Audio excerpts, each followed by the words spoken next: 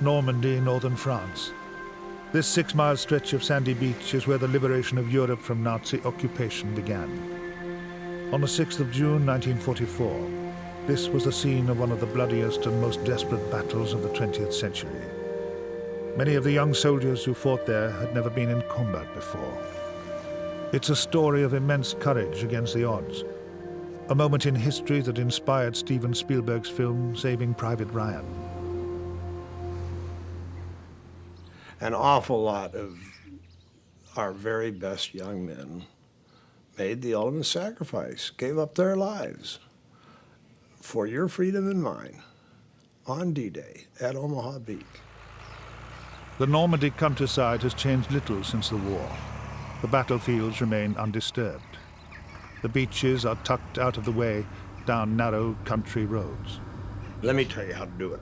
You drive in off of the N-17 into the cemetery and turn right at your first opportunity, and you'll find a little parking lot there, and you park there and you go straight down to the beach.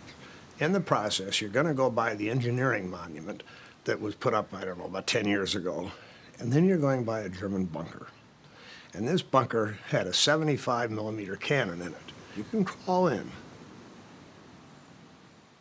You stand there in that German fortification, and you're looking down 6 miles of golden sand.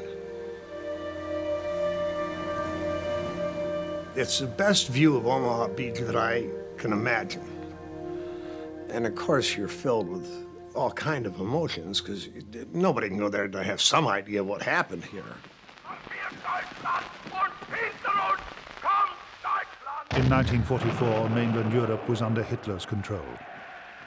But the tide of war was beginning to turn. The Germans had been defeated at Stalingrad, and the Eastern Front had collapsed as the Russians forced them back. In the west, the combined might of the Allied forces was massing in southern England, preparing to mount an invasion. U.S. Army General Dwight Eisenhower was appointed Supreme Commander of the Allied forces. He masterminded the operation, a plan so complex it took 18 months to prepare. For the Allied planners, D-Day was essentially a one-shot gamble. As Eisenhower said, that we could settle for nothing less than victory. It was the only option that they could consider, and if it had been a failure, then the war could easily have been lost. The build-up in England was so immense that if we got a toehold on the continent and could begin pouring in these men and supplies, we were going to win the war. But it was a touch-and-go thing. Hitler might very well have thrown the Allies back into the sea, and at Omaha Beach especially, he came that close to it. American troops began to arrive in England as early as 1942, many of them under 20 years of age and who had never experienced the horrors of war. It was these soldiers who were picked to lead the assault on June the 6th. My name is Richard Atkins. I was in Company D, 116th Infantry. John Robert Slaughter, call me Bob. I was in D Company, 116th Infantry Regiment of the 29th Division. Bob Slaughter left school at 16 to join the Army. Within 2 years, he was a sergeant in charge of a squad of 9 men. David Silva, Company D, 1st Battalion. David Silva put his career as a priest on hold to join the National Guard at the age of 18. My name is Marvin Mapes. I was in the National Guard outfit of the 29th Division. Marvin Mapes was a semi-professional baseball player from Virginia when he joined the 29th Division. My name is Ernest Boegel, B-O-E-G-E-L. Californian Ernest Boegel was a shop assistant before the war. By D-Day, he was a second lieutenant. These soldiers were typical of the 116th Regiment of the 29th Division. Many of them had come from the same towns. Some had even been at school together. They knew little about the war in Europe, and for the majority, this was the first time they had left the United States. These were citizen soldiers. These were all kids that had never been in combat before. These were kids that were told by their briefers, look, about half of you are going to be dead before tomorrow's over. One guy from the 116th told me he heard that, and he said, I looked to my right, and I looked to my left, and I thought, you poor bastard. This was all new to us. And I had no fear whatsoever at that time. I wasn't too scared. There was some guys scared. They were kids. They were 17. I know one, Bob Slaughter, was 17 years old. They were 18. They were 19 years old. Of course they were going to live forever. The Germans weren't going to get them. They were too young, too good looking. Their mother loved them too much for them to get killed. And they went into action with that attitude. And Dwight Eisenhower had deliberately picked the 29th Division as one of the lead divisions on D-Day for exactly that reason. He didn't want veterans. A veteran infantryman is a terrified infantryman. He knows what hot shrapnel can do to a body. He knows what a bullet can do to a body. You want kids. You want 17, 18, and 19-year-olds who are out to conquer the world. They can do anything, kind of attitude. And that was the 116th Regiment and the 29th Division on D-Day. The British naval officers who landed the 29th Division onto Omaha Beach were surprised by the soldiers' lack of combat experience. The 116th Regiment were rather like farm boys, almost as if they came from Somerset. And they were rather like one of our territorial army regiments. Very pleasant, amiable, easygoing bunch. We expected battle-hardened soldiers, but these guys hadn't seen battle before. Many soldiers in the 116th Regiment had spent nearly 2 years training in Britain preparing for the invasion. As D-Day grew closer, more and more troops arrived in the country. By June 1944, there were nearly 2 million North American troops living and training alongside British forces.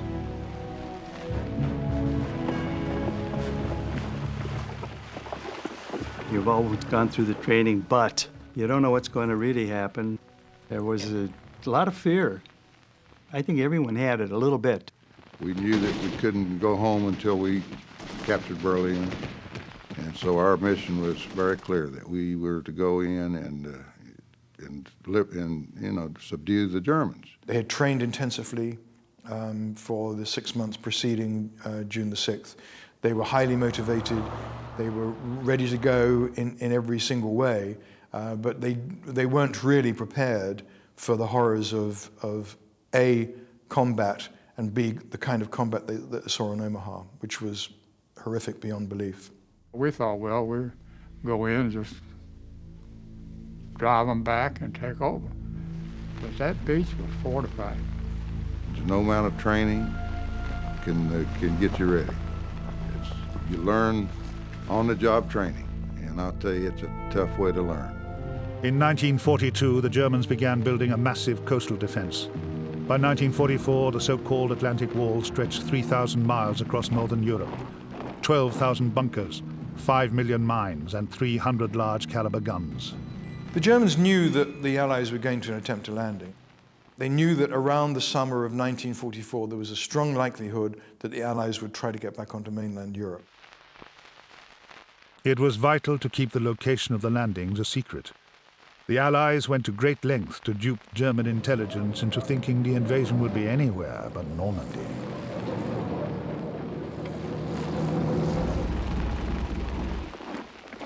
In fact, on the day itself, when it became clear that the Allied forces were massed off the coast of Normandy, the Germans, many of them, still thought that it was a feint and that the main thrust of the attack would come probably to the north in Calais, which is the shortest cross-channel point. Landing an invasion force of this size required a vast stretch of coastline. The Normandy beaches were divided into 5 codenamed zones.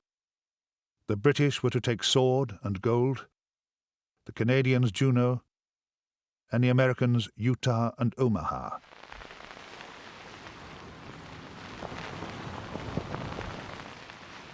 It was all meticulously planned, but still fraught with risk.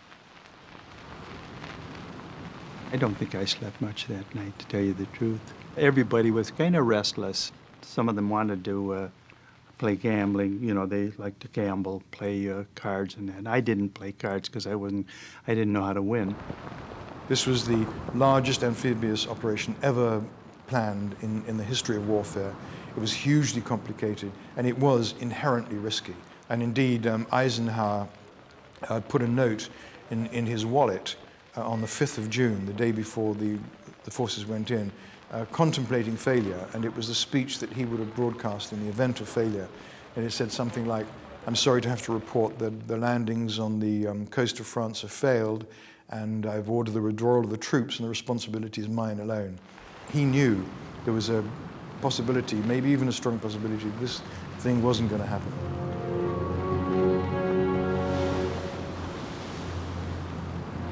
We left at 2 a.m.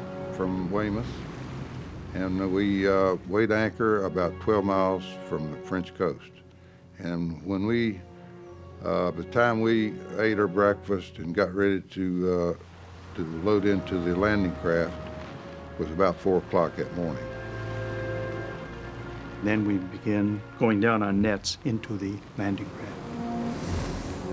Those craft held about 25 people at one time. I suppose 2 of our squads could be in one boat. It was pretty rough, and some of the soldiers were obviously looking a bit green around the gills. I don't think they were comfortable at all. They were sat down in 3 rows, and they were still, quiet, and obviously wondering what lay ahead of them. I suppose in retrospect I was scared, but I didn't feel scared. I was so intent on landing them at the right place at the right time that what was going on around me was irrelevant. I'd never been seasick in my life, and I'd given my puke bag away. And it was rough. I mean, those waves were 7 feet high, and of course that flat boat, the front of it would just plow into these mounds of water, and it's just like hitting a brick wall. And the water would just go up in the air and then blow right back on us and right into our laps. And I started getting seasick. And I mean, I really got seasick. And so I just started vomiting into my helmet. And I'd throw it out and wash it out in the bottom of the boat and vomit. And it just, I think all of my breakfast and probably the last 2 or 3 meals came up. The American troops had to travel further in their landing crafts than any other Allied force on D-Day. The reason lay 6 miles down the coast, on top of a jagged cliff top called Pointe du Hoc. The Allies believed that on Pointe du Hoc there were 6 155mm guns that not only could direct their fire on the beach, but could direct their fire out at sea and target the landing craft coming in. A Rangers battalion was ordered to go in and take out the guns, which they attempted with tremendous courage and great risk themselves. They fired rope ladders up the cliffs to the top of the point with the rockets, and then climbed up rope ladders one by one to get to this battery. Unfortunately, Allied intelligence was false. The guns had been withdrawn in April and May, and all that was there were telegraph poles, which looked to the reconnaissance planes as if they were guns. If we'd known the guns had been moved from Pointe du Hoc several months before, it made an enormous difference to the landing. The troops wouldn't have had this long run in. 12 miles in a bucking landing craft on a miserable, grey, cold day. So the troops arrived at the shore in not a good condition. There's nothing that you can hear because the sound of the boat is quite of a roar, and the waters are thundering around you and, you know, hitting the boat. You really didn't hear anything what's going on. You could hear rockets if they were fired, like whoosh, coming from the large ships. As far as seeing ahead, you couldn't see much until you got within a mile. And I could see the coastline of France, and it was just looked like a giant sunrise. It was just red, you know, from the reflection. The clouds were low, of course, and it was cold, and wind was blowing. And I could see the explosions pulsating on the beach, you know, and to me, that was so exciting because it just looked like, well, gosh, we're going to walk across that beach and no problem, you know. And you could hear the planes flying over. And they were going, you know, to France, and they were going, you know, carpet bomb that beach area, and we were going to have a, you know, picnic walking across. But what the soldiers in the landing craft did not know was that the night bombers had failed to hit even one target on the beach. The beach was flat. It should have been cratered with bombs from the night attack, but whatever happened, the beach was flat. The troops had a picture in their mind of what they were going to see and face. And in Omaha, it was a treeless, rather bleak stretch of coastline, green-topped, sandy cliffs with 4 ravines cut into them by water draining from the shore itself onto the sea. In Omaha, it was always going to be difficult, largely because of the cliffs, which were higher there than at the other beaches. But it was an essential part of the operation because it was the last remaining beach that they could get the troops ashore. No military strategist would pick Omaha as a place to mount an offensive from the sea. It was too easy to defend. But the Allied planners had no choice. The distance between Utah Beach and the British at Gold Beach was too far. They had to make a landing between the two. Unfortunately for the men of the 116th and the other American divisions, Omaha was the only option available. 6:30 a.m. was codenamed H-hour. Up and down the coastline, the Allied forces were landing. The British at Sword and Gold, the Americans at Utah, and at Omaha, the Navy attempted to get the first wave of the American 116th Regiment ashore.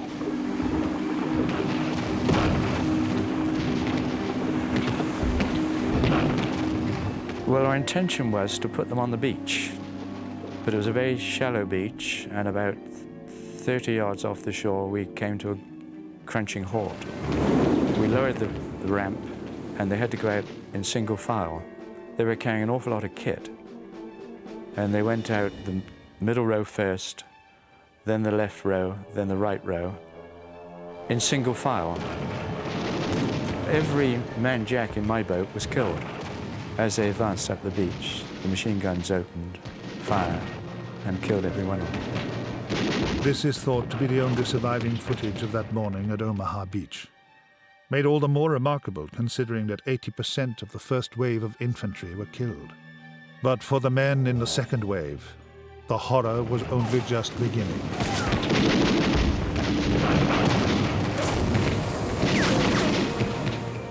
We lost 6 out of the 18 craft that we took in. And I think the later waves had the problems of the obstacles, the mines, and also the bodies floating around in the water of the first wave.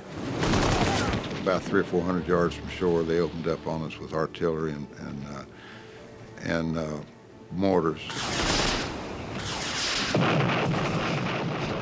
Germans had zeroed in on these boats, and when the ramp went down, they were getting hit. Panic, I guess, went through their boat. And I could see one of the landing craft to our right had already touched down, and the ramp was down, and more, it was catching it off from both sides. You know, machine gun bullets were ricocheting off the sides and the front. Well, I just jumped over the side. I never did hit the bottom of the ocean. When I got down, I pushed the life preserver, and it shot back up out of the water about like that. Machine gun bullets were everywhere, chipping in the water as we're coming in. And of course, you could hear the crack of the machine gun from which they were coming, because those things, the bullet comes first and then the crack comes after. You can't hide from it in no way, because bullets are firing about 3,000 feet a second. First man off the boat went off the middle of the ramp, and that thing was going up and down like this, and a surge from the rear, and it just crushed him, hit him in the head while the first one off. And boy, that sent a chill up my spine, and everybody, instead of going off the middle of that thing, they started going off the edge, and some going off the sides. And bedlam prevailed for a while. People, jumping into water over their heads, and we had all this equipment. We had about 60 pounds of equipment, not including our weapons. And they couldn't swim. Some of them couldn't swim very well, and some were so, small guys that trying to carry those heavy guns and all. In my view, they carried too much kit for an assault force. They were soaking wet and some of them very seasick. When they got on the beach, they had to wade through the water, and they were drenched and miserable, I would imagine, and they must have been disorganized, wet, and worried about what lay ahead of them.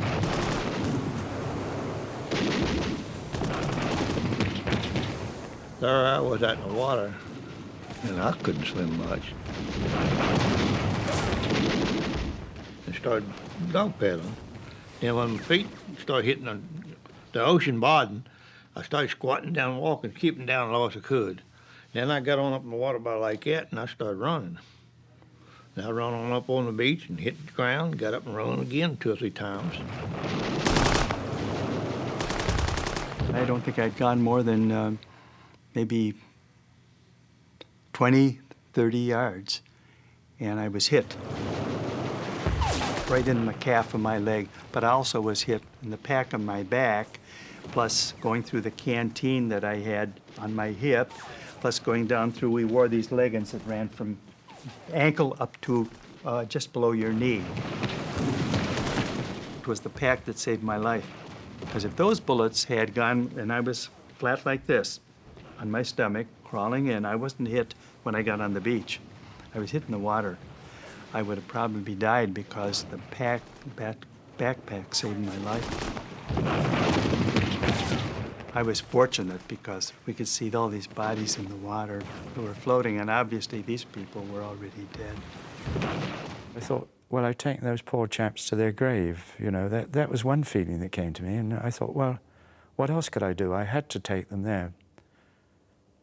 But it's worried me for years, that I was responsible for their deaths in some ways.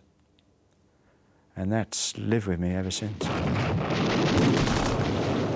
In the first half an hour, it was carnage, total carnage. It was a turkey shoot. I mean, they just swept to the beach, raked the beach with machine gun fire, and they could see the soldiers just dropping, going down like 9 pins, one after another. And they thought initially that they could just continue and wipe out the entire landing. Those that got to the beach huddled in little shell holes or behind whatever shelter they could find, and were just stuck there. I mean, they had no idea of what they could do. Let the water drift me up to the edge, and I was just lying there just trying to figure out when this man from the boat to our right started running across the beach, and he looked like he was having a hard time running because he was running in water up, a runnel that looked like it was about 6 or 8 inches deep. And he was all loaded down with equipment. And he stumbled down, and I think he was shot and he fell, or he fell and then he was shot. But anyway, he fell in that water, in that runnel of water, and he was only about 20 yards away from me. And he was lying there screaming for a medic, and one of our medics went over to help him, and they shot the medic. And both of them lying out there screaming, and I was laying there, thinking about going across, and it kind of put a chill on my thinking. We were told not to stop and help people. We wanted to get across that beach. I know people were getting hit and dying right there in front of my eyes, but we were trained to get off that boat and go forward. And that's what I tried to do. But nobody stops and helps nobody. Ain't no soldier I ever knowed on the beach to help one another, except the medic, and that was his job. At 9 o'clock, the few American soldiers still alive on the beach were trapped. With the tide coming in behind and the Germans in front, it seemed hopeless. Well, what turned the boys into men was getting off that landing craft, getting out of the water, and then crossing that beach.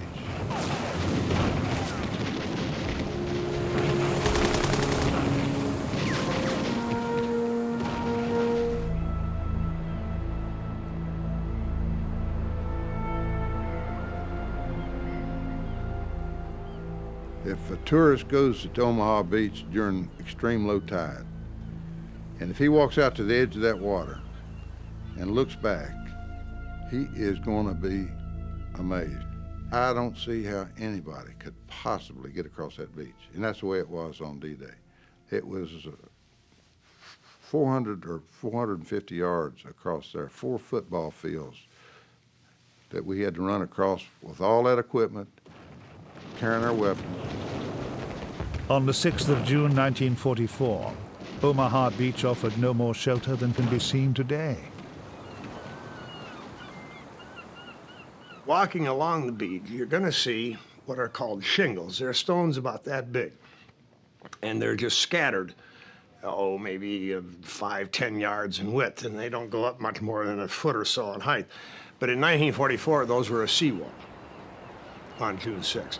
And it was that seawall that the first wave of the 29th Division and the 1st Division gathered, because there was some protection from the rifle fire coming down from the bluff. And men gathered, and they had been confused by the landings. They were all mixed up, and a lot of guys had been killed. So that the sergeant or the corporal or the lieutenant, he didn't know who the hell these guys to his right and left were. For a soldier in a combat situation, doesn't have a wide appreciation of what's actually happening. You know, they don't know whether the landing is going well or poorly. All they know is the immediate surrounding. They're 20 feet or so around them. All the soldier could describe was noise, smoke, fear, and terrible, terrible confusion. I could see the mortar patterns getting closer and closer to where we were, and I told my #1 gunner that I was going across and for him to follow me. And so I took off running as hard as I could go, and I was going as low as I could, but I stumbled on until I got to the seawall. Nobody had a weapon that would fire. Everybody's weapon was full of sand or water. So I started trying to clean my rifle, and I tried to light a cigarette, and I was shaking so bad I couldn't get it lit on me. We couldn't set up our machine guns because the fire was so hot. And one of the soldiers got up to look over the top just to see. He didn't get a chance to tell us anything. He put his head up, and he was shot. And I'm not sure if he was killed or just critically wounded, but I think he was killed. I never realized firepower could be that intensive. They were firing out of pillboxes. They were protected, and they just had what we called enfilade fire. That's where you can go back and forth and just keep firing. As long as you got the ammunition, keep firing, and all the poor invaders were all just targets. They were just targets. By late morning, the invaders had barely fired a shot at the Germans. The infantrymen were alone on the beach, unsupported, their equipment drenched by seawater. Very little of the armor actually arrived on the beach. Because they had offloaded so far out, only 5 of the 32 swimming tanks actually arrived on the shore. 27 sank on the way in with the loss of all the crews. A young man from Chattanooga, Tennessee, he looked up at me, real pitiful look, and he said, "Slaughter, are we going to get through all this?" And I didn't know how to answer him, because I thought we were all going to die out there. If you got hit, you were going to die, because there's nobody to take care of you. You know, you're just going to lay there and bleed, or you're going to lay there and go into shock, or, you know, whatever. And we could hear people out there screaming and hollering, and nobody would go out and help them. They'd just lay out there and scream until they died. We were just not able to do anything until around 3 o'clock, at least in the afternoon. And it wasn't until then that we could really get up and move around and see things, looking towards the cliff or looking out toward the water in the channel. And it was about a matter of maybe between 7:30 and 3 o'clock that we were pinned down. We really learned what battle was like.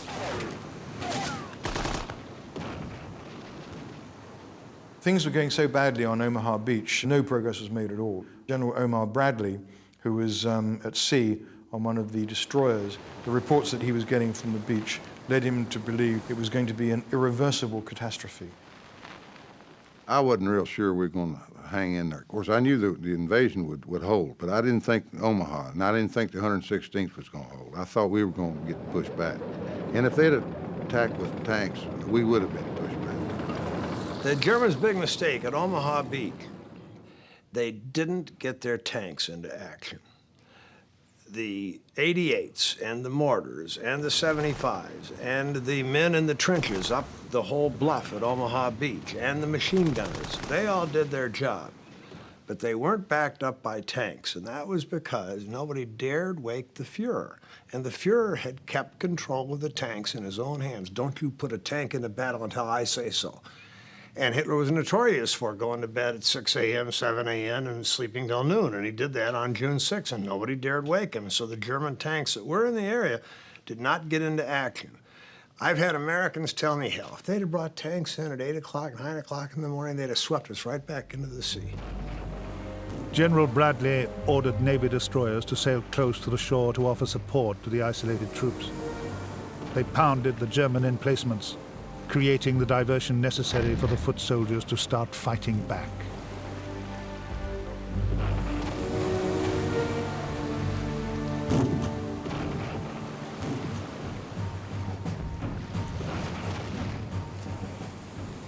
You can't kill everyone, and people slowly, very slowly began to press forward. And a turning point came when General Dutch Cotter, who was commanding the troops going ashore in Omaha, ordered a Bangalore torpedo to blow up a wire barricade, a rolled wire barricade, and made a hole in that. And Cotter himself led the troops through. He ran through the gap, got through safely, and said, right, come on, follow me. And bit by bit, they started going through that gap. And I remember those two men, those two officers, going up and down the beach telling the troops they weren't scared at all. Colonel Canham, I don't believe, had a nerve in his body, but anyway, they told the troops, we got to move, we got to move. If we don't get off this beach, we're going to all get killed. After the general went up and down the beach, we got enough people to go forward. We began to move. I was hit going across the beach, and of course it wasn't very bad. I got a piece of shrapnel in my leg and a piece of shrapnel through my foot. We stayed there at the base of the cliffs for I don't know how long, but I know that H Company came by pretty soon, and so we got together and formed a machine gun. And my number one gunner was one of the best soldiers I've ever seen in my life. He was a middleweight wrestling champion of Illinois. Weighed about 160 pounds and about 5'8", and he was a horse and a tremendous soldier. And he wanted to get even with those Germans, and so they set that gun up almost out in the open, and he fired into that one of the pillboxes just over to our right. We could see it firing 88s down the beach. To a man, they figured out, if I stay here, I'm going to get killed. I can't retreat. I'm going to take some Germans with me. And they would start out and they would say, the noise was just horrific. They would yell, hey, I'm going, who's coming with me? Hey, I'm going. And then up they'd get, and over here 2 guys would get up. They'd come to the same conclusion. And over there 3 more. And pretty soon a wave of them going up. And you can stand there on that shingle today and look at that bluff going up in front of you, damn near vertical, and you can hear it. You can see them. You can see the German defender. It doesn't take much imagination.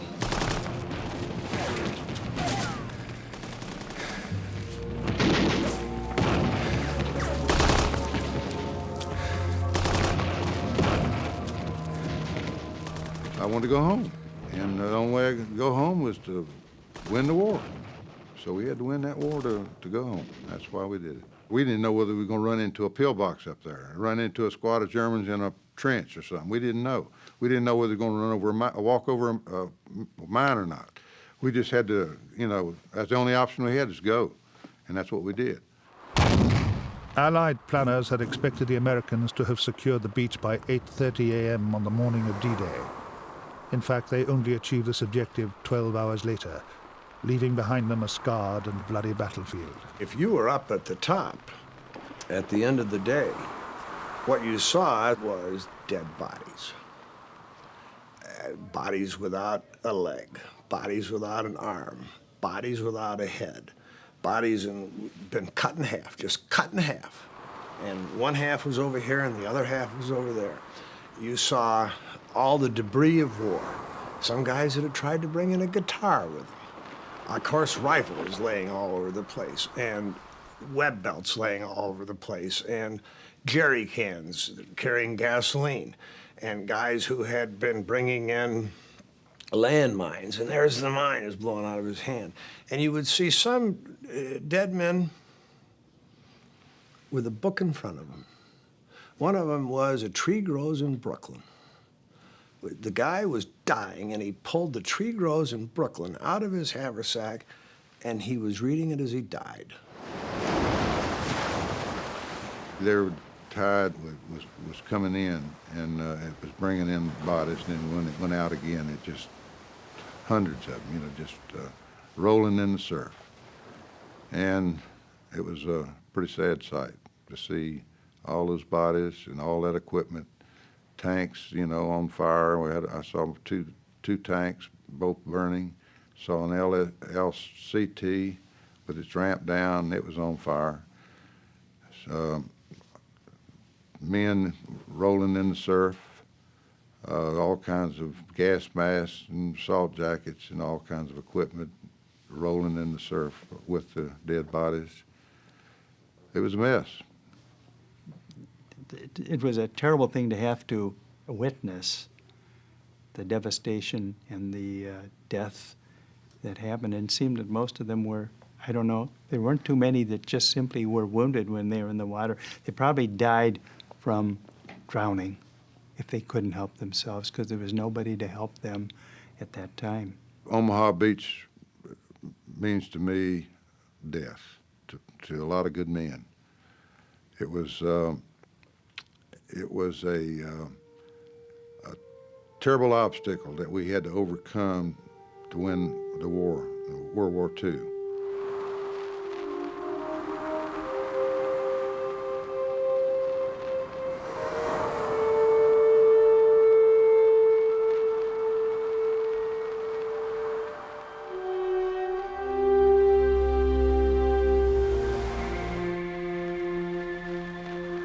The 116th took the highest casualties of any regiment on D-Day, and they got up the bluff at Verville.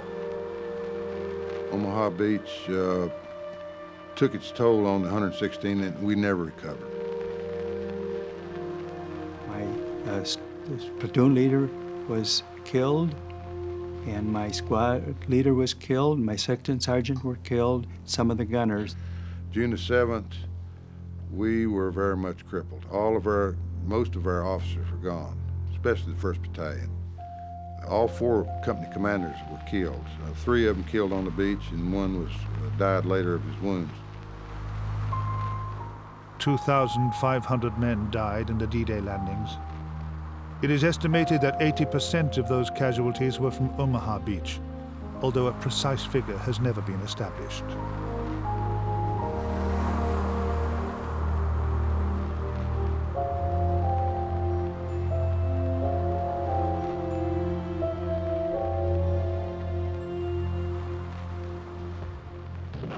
I've always been proud of what we did. Not only of me, but of all my friends. I'm proud of every one of them. They're survivors. They went through hell, and they've prevailed. 24 hours after D-Day, the scene at Omaha Beach looked very different. For the Allies, it was a strategic landing place for the ships carrying more troops and supplies to support the bitterly fought invasion. For the men who followed the landing forces, the reality of what happened 2 days before was hard to accept. Ernest Bogel was a replacement officer for the 116th Infantry. We'd been warned, real bluntly, there were an awful lot of casualties. especially amongst the officers. To me, the beach looked very peaceful at that time, except for that something had happened there. But as I was walking towards shore, I spotted a body still floating there. And up to then, it was like a lark to me to see what, we had been, like the fellows I talked with, and that, it was like they were going on a picnic, see, on that. But that kind of struck me here, right then. It was just a young fellow and I got a kind of a realistic picture there of what must have happened that day. Omaha was only the start. The battle raged in the countryside of Normandy, where the soldiers fought for one field at a time. Colonel Canham had addressed us and told us that we would be in charge of men who had survived the D-Day landing, and that we had to be a little helpful in the way we handled them, not expect too much from them, because actually they're still in a state of shock from what they experienced that day. For the survivors of the 116th, the war went on in a series of desperate battles as the Allies slowly drove the Germans back. I run across a field which was all torn up, obviously by heavy artillery, hitting all these trees and everything. But I'm telling you, there must have been 300 dead Germans there. Limbs missing and all this stuff, and their faces was showing knowing that the artillery was going to land on them in a few moments, or just a moment later, their face would reflect the terror in their eyes as the last thing that they did.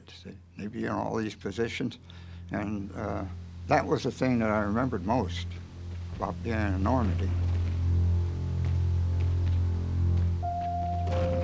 Normandy has been immortalized by D-Day. The landscape is still littered with remnants of the war. Ironically, perhaps, Omaha itself is now the quietest of the beaches, but the landscape still echoes with the memories of what happened over 50 years ago.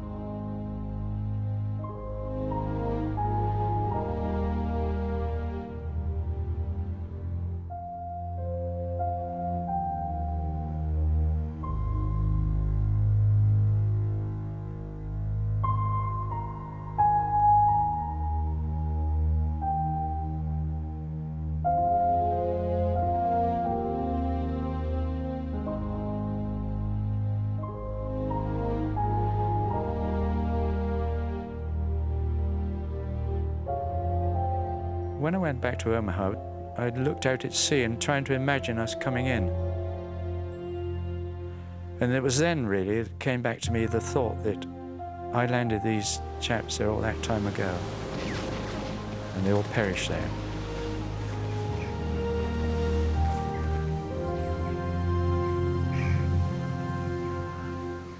The American cemetery at Colville-sur-Mer is the last resting place for the 9,000 US soldiers who died in action during the Allied invasion of Normandy.